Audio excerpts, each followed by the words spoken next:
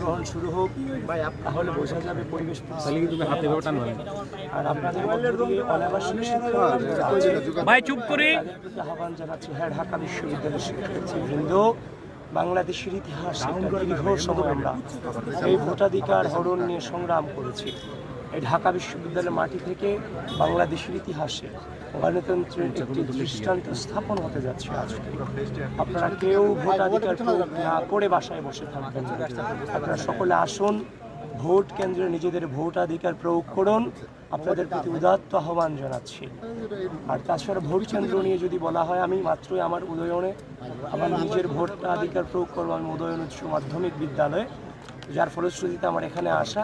আমি এখনও ভিতরে ঢুকিনি, হয়তোবা পরিদর্শনের পরবর্তী মন্তব্যতে আমি জানাতে পারবো হচ্ছে যে সামগ্রিক পরিস্থিতি সম্পর্কে। কখন ভোট দিতে পারেন আপনি? আমি দেখি, এখনো পর্যন্ত শূন্য, খুব তাড়াতাড়ি হয়তোবা দিব। কিন্তু আমি আপনাদের মধ্য দিয়ে গোটা ঢাকা বিশ্ববিদ্যালয়ের সকল শিক্ষার্থীকে আহ্বান করছি, একটা